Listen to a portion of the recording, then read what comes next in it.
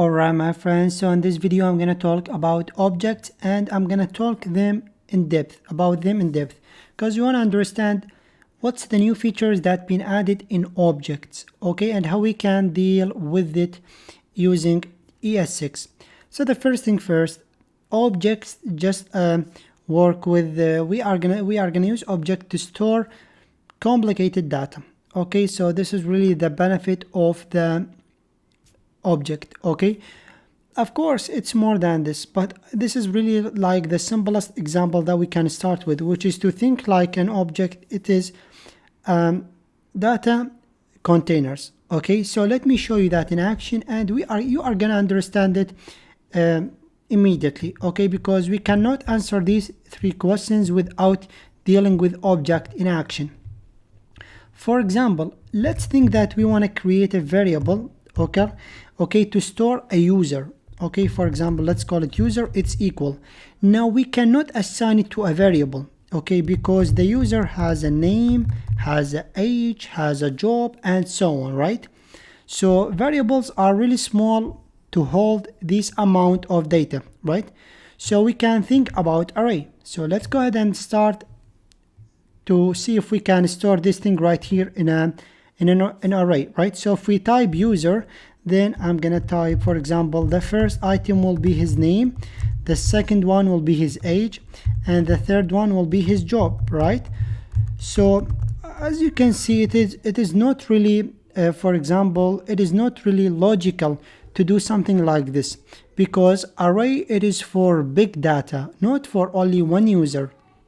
Okay, so this is not an ideal example because variables are a small thing to hold a user and arrays are big data containers. It is not being created to store one users. If you told me that I'm gonna store hundreds of users in array, then I'm gonna tell you, yeah, that's right, but it cannot an array store one user. So that's why we are gonna use objects to deal with it. Okay, so in order for us to define an object, then we can use this color braces. Okay, we have it like so, or these brackets. Okay, we can type constant to define a constant. We can give it a name.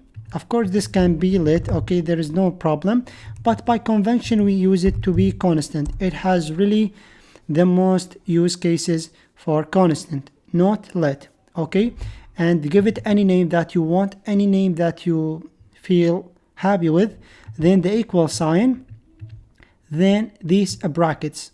Okay, so now what I'm going to do here, what we can do, we can give it a key value pairs to specify something. For example, this user right here has a property called name.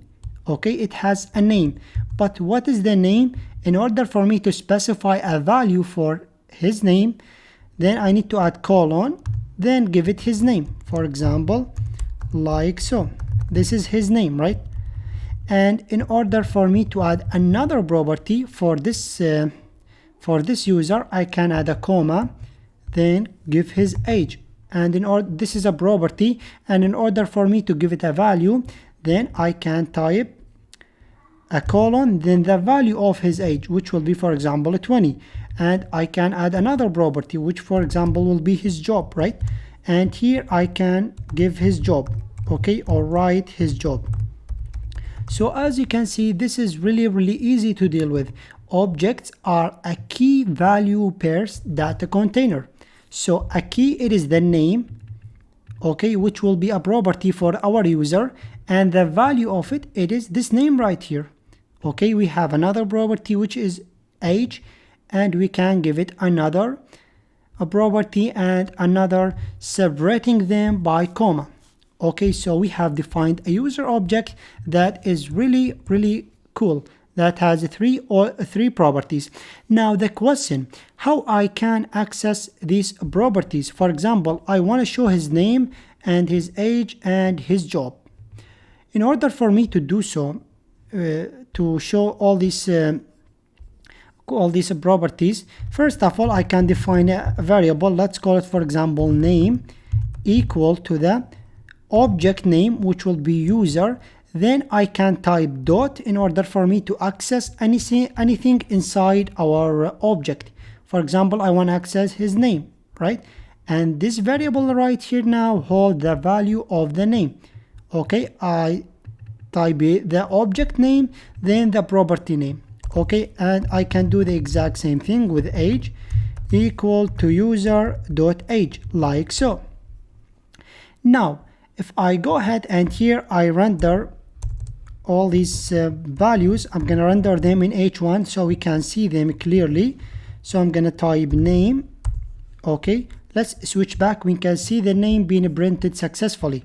Okay, we can do the exact same thing. I'm just gonna duplicate this line, okay, and change the value from name to be age. Okay, and if we now we have an error right here because JSX cannot render only one element. Okay, so as you can see, it's tell you that JSX must be wrapped in a closing tag, so you only can render one item. And in order for me to solve this problem, I'm just gonna wrap the entire code right here. I'm gonna cut it. Okay, get rid of this. I'm gonna add these parentheses. I'm gonna drop in a new line and paste them like so. And as you can see, what I am going to do now, let me just go back here. I have my div like so. So as you can see, what I have did, I have it is telling me that did you mean this? Essentially, the problem comes from this thing right here, where I am rendering two items in the JavaScript brackets like so, and this is not valid. But what we can do, we can cut this thing right here and render it in another JavaScript expression.